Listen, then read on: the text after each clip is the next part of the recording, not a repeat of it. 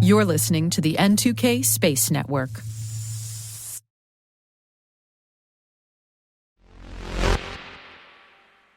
Here in the U.S., it's National Space Day and National Astronaut Day for 2023. And no excuse is ever needed for tequila, but if you need one, it also happens to be Cinco de Mayo. Oh yeah, and we're talking about spectrum band allocation today, a couple of times in fact. And while that's not perhaps the most fun topic, it is so crucial for how space systems work and how we all communicate with each other. So imbibe whatever you need to make that easier. And let's get to it, shall we? T-minus 20 seconds to LOS egress. Go for deploy. Roger, roll. It is May 5th, 2023. I'm Maria Varmazis, and this is T-minus.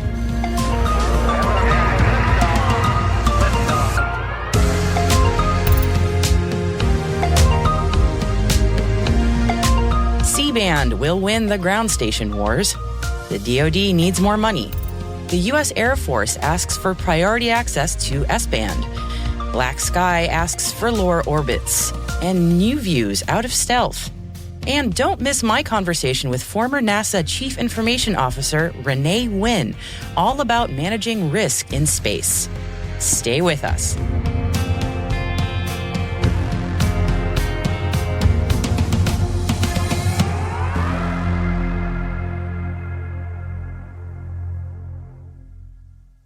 Now let's dive into today's Intel briefing.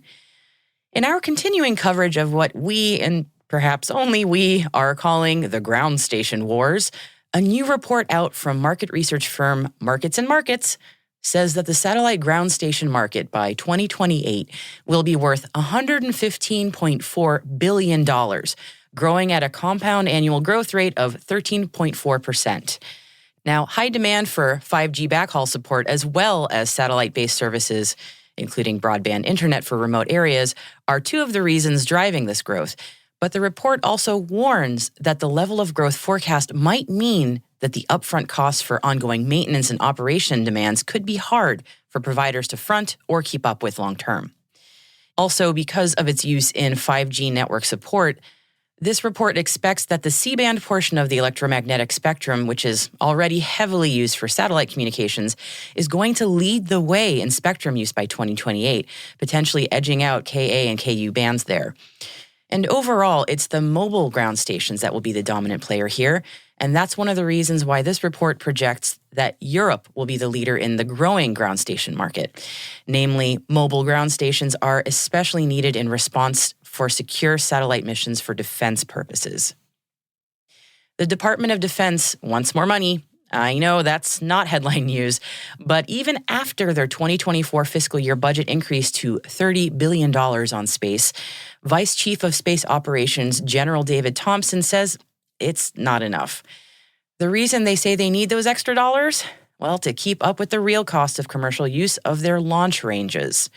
Decades-old policies have prevented the U.S. military from recouping the true cost of launching commercial rockets from its ranges, with the DoD limited to charging the company for only commodities provided, like electricity, propellants, or other services.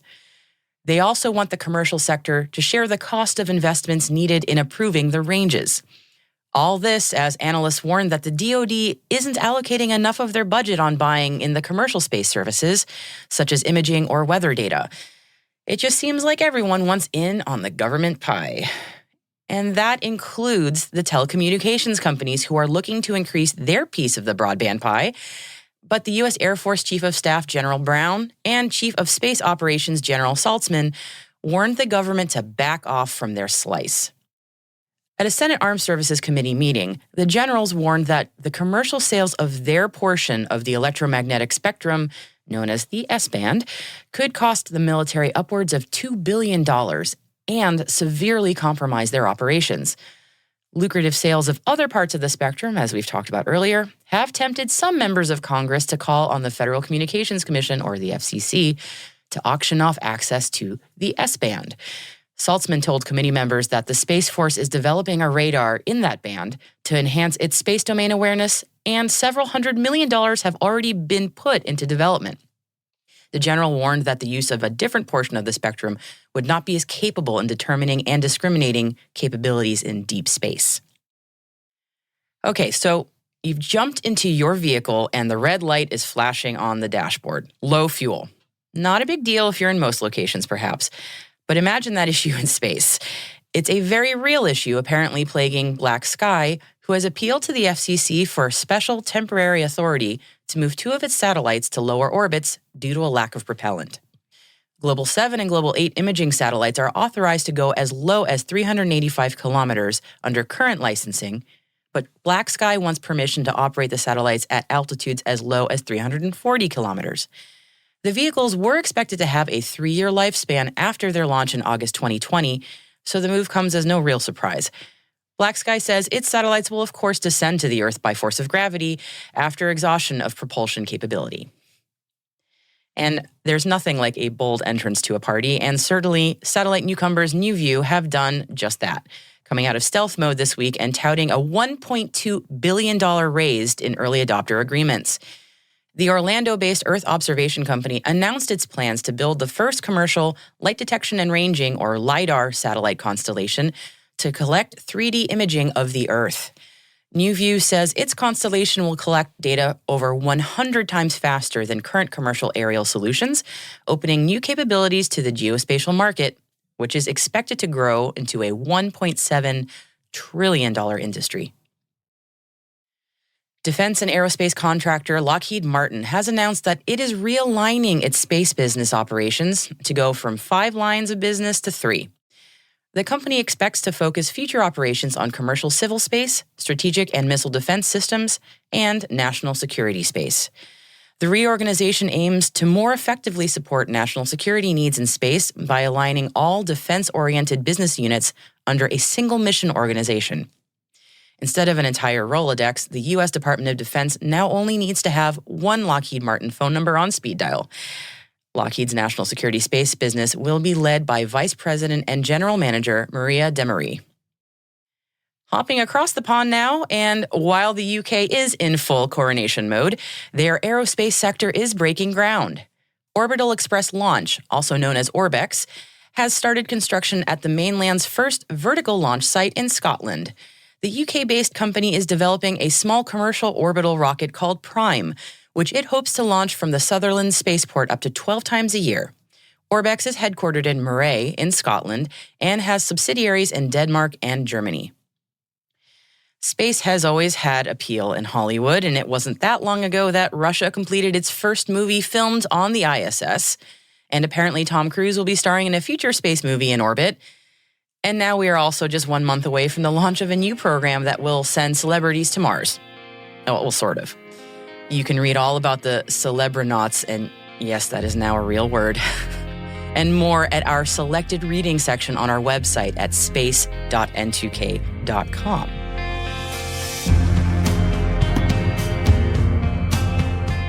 And that completes our briefing for today. Stay with me for my discussion with retired NASA Chief Information Officer Renee Wynn. And hey, T-Minus crew, tune in tomorrow for T-Minus Deep Space, our show for extended interviews, special editions, and deep dives with some of the most influential professionals in the space industry. Tomorrow, we're airing the full conversation I had with former NASA CIO Renee Wynn.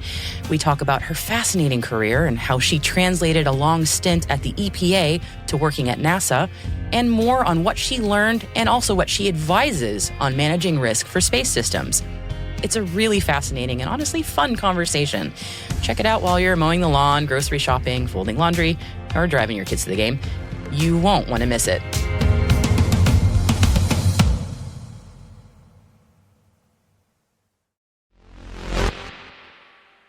You might have noticed lately that there have been more and more calls for classifying space systems as critical infrastructure. Can you imagine the risks confronting multi-billion-dollar government assets, both on the ground and on orbit, and what's involved in protecting them from all kinds of threats? Well, good thing there are people whose job it is to think about those kinds of risks, and I recently spoke to one of them.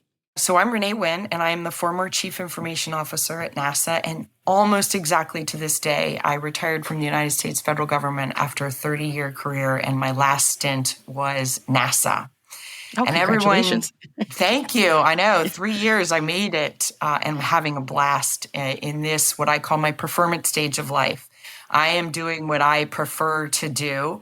I'm not very good at no because really fun stuff comes my way. And my focus now is all about helping others be successful. Now, people, as the former CIO of NASA, I'm sure a few folks at NASA believed that my job was to make their lives miserable as we put into place cybersecurity. But honestly, I was really about their success, which included protecting them from cybersecurity attacks. So when we think about these amazing systems in space that we all rely on, what kind of threats are facing these systems? Yeah. So we talked about the really fun stuff, right? So then how is it there's in this danger? other part, right? Yeah. I'm going to start with cybersecurity because that's what I got to learn, right? As the CIO of NASA, cybersecurity is a serious threat to national security and to personal security. So yeah, satellites can be hacked. So if you're a scientist and you're depending upon satellite data coming down to write your papers or make discoveries or inform your models about space and that, then you need the highest integrity of data and you need that assurance. So you need to assure that. And how do you assure that? And that is you put mitigations in place to protect from a denial of service, a change of data, or other events that can happen in the cybersecurity world. There's spoofing and that, and we've seen some stories on it. But that can happen at the satellite. Now, some of the satellite stuff to do is on the higher end of cost, but since nation states invest in cybersecurity on the offensive side, let's just assume they've invested properly and they can make a difference in those satellites. This is a cool thing, but to me, it's a very scary thing. We can catch satellites now. We've done it. Yeah. It's so wild. Yeah. So if I can catch it to fix it, that means I could probably catch it to do something nefarious. Yeah.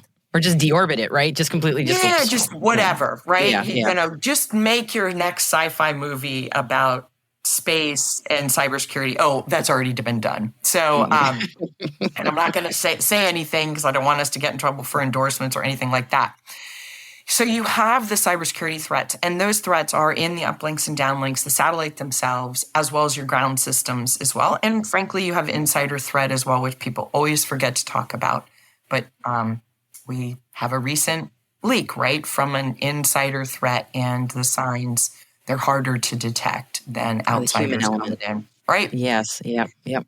So you've got that, and you've got space debris with everything, right? We have this awesome piece that happens, but now space debris is getting to be a very serious issue, and it's being talked about a lot across the globe. As more countries are stepping in to have space programs, lots going on in Africa and in the Middle East to do these programs because they can catch rides from SpaceX and other businesses, right? You can make your satellite, and there's several private sector businesses that offer ground systems as a purchasing thing. So now it's the cost of the satellite. What sensors do you want to put on it? What scientific data do you want to put on it or capture with it? And then you create your satellite. So the cost of satellites are going down. They've got the nano satellites, the smaller ones in that. Schools do that. So we're bringing down the cost, which is creating great curiosity, but those things die in space. And the countries are supposed to be responsible for it, but it was easier before. Now we have the problem is growing, and I think pretty soon it's going to be exponential. And there's no agreed upon norms as yet. I mean, we're trying to get there, but we are trying to get to space norms. There are some space norms that are out there. There's a lot of questions being brought up about those space norms, or do they fit today's model? And my little pea brain has looked at them, and in some cases they hold, but not all cases, because also if you weren't at the table, we sometimes as humans have a sort of, well, I wasn't there negotiating that, so does it really apply? Or I'm slightly different than that. So there'll be human reasons to not do it. So I think it's time they need to continue the discussions and reset the table, talk about space norms, in a global world now, both from an economics perspective as well as the way space is operating. Yep, it's time. Yeah. Oh, beyond time, right? Beyond time. We've been there. So something we had been chatting about before we started the interview was the report that came out recently saying that space needs to be classified as critical infrastructure. Wanted to get your thoughts on that, because to me that felt like a really big move when that report came out. So what are your thoughts? Yeah, I think the timing is right now. This issue's been talked about a lot in the background for quite a while. And on April 14th, the time to designate space systems as critical infrastructure, that report was issued, and a lot of good research went into that one. And just, if you look just at pictures, which are always a great way to tell a story, it boils down to sort of 3 areas of threats. And the report is much more detailed, and actually it's a very good read, I thought, but I'm interested in this stuff. We'll put a link in the show notes for folks. Yeah, it'd be great to take a look at this one, and we'll talk a little bit about some of the dissenting opinions, I think, as well. So there's the in-orbit threats, which I've talked a little bit about, from the space debris, cybersecurity threats. But people forget we have humans living in space, right? Right on International Space Station, we've got astronauts. And the astronauts are from US as well as other countries, including Russia. Humans live in space, and when you get space debris, you got to maneuver International Space Station, and those maneuvers happen more and more regularly. And we got it right. It's just not the thing you want to have happen on your watch. But we have to remember that we've got humans up there, and we're contemplating space tourism. And that's already started.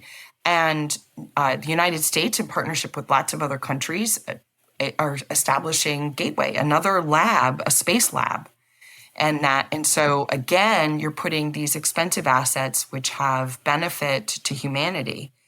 And now you've really got to think about how to protect space differently. And naming it as critical infrastructure is another way to do that. I already mentioned the uplink and downlink and what can happen with that. And it's a fairly expensive proposition, but, nation states are doing this on a regular basis. And you even have launch threats and just straight collision. Really? Yeah. And things don't go as planned. Everything is a learning event. And you also can have a denial service. Now, a lot of the launch pads are pretty well protected, but people are trying to do these things. And so you've always got to be on alert that even if it hasn't been done, you should assume it can be done. And what are you going to do to mitigate those risks? So naming critical infrastructure, because we talked about different ways space impacts our daily lives, the GPS, the weather, internet, and such. And so, now all of a sudden it really matters. It is critical infrastructure. Human lives can be saved or lost, depending on a reliance with a space asset, a satellite, and the data that comes from space and the accuracy of that data. So I think it's time to really start the important debates on naming it as critical infrastructure. But it's going to be hard because space is part of critical infrastructure for some other elements of critical infrastructure, because it does already rely on satellites. And so they've got to debate, do you pull all of it in space systems as one collective, or leave it in the already designated critical infrastructures and just capture what is left and that. So those debates go on. And so why name it as critical infrastructure? Because we'll treat it exactly as the name says. It's critical to humanity, and there are real threats. And so we need to be smart about future development and mitigating current risks as best as one can, which is, risk scenario building and things like that, which also creates a lot of economic opportunities, right? People can now, walk in and if they love risk, boy, talk about moving into an environment, go into space economy and any number of businesses or the government, and any government, right, across the globe, and just be a risk manager. And boy, you're going to have some fun. I love that. And I was just thinking, what a great way to wrap up our interview, too, is just like this pitch for going into working in space and managing risk. Renee, thank you so much. I really appreciate your time today. Maria, thank you so much. Make it a great one. And a reminder, this is only half of my conversation with Renee Wynn. You can hear the whole thing on tomorrow's episode of Deep Space. And Renee gets into her incredible career and how she ended up going from the EPA to NASA. It's a really fascinating discussion. You don't want to miss it.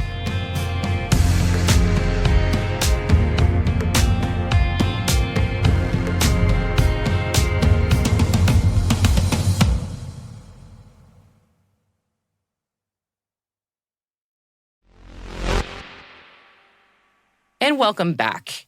Okay, chess fans, I know you've been wondering if we were going to cover this story, and now I'm here to make your day. If you are a chess nerd, you probably don't need me to tell you this, but for my fellow chess noobs, the FIDE World Chess Championship ran over the course of most of April, and it just concluded last week. So chess has been top of mind for a lot of the games enthusiasts for last month, both on terra firma and in low Earth orbit. In fact, it was the flight directors at NASA Mission Control versus ISS crew astronauts Frank Rubio, Woody Hoburg, Sultan Al-Nayadi, and Steve Bowen for a weeks-long chess game aboard the ISS. Every day, each team made a move or two as their packed schedules allowed, and the ISS crew moved the pieces on behalf of Mission Control at Johnson Space Center. No shenanigans occurred, I am sure. Mission Control was white and ISS crew was black, and white moves first in chess, so technically this gave Mission Control a slight advantage. However, as of April 16th, the ISS team checkmated Mission Control in a crossboard queen move. NASA even posted the full move list online if you'd like to play along for yourself. And yeah, Mission Control asked for a rematch, so Game 2 is currently underway. Still, all I can wonder is how on earth are they shaking hands at the end of the game?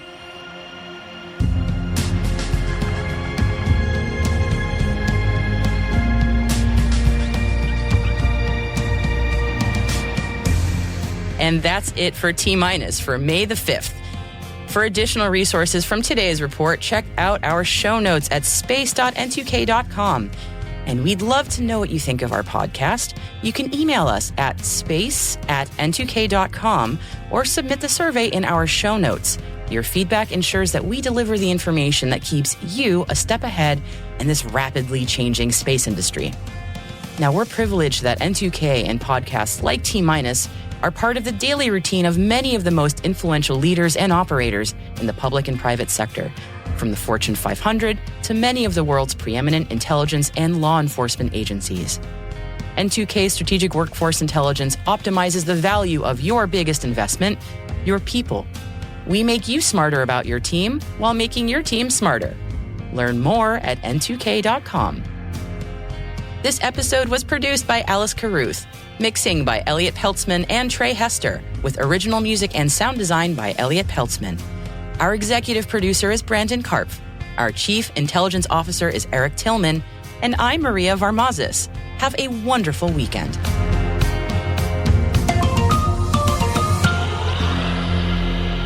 T-.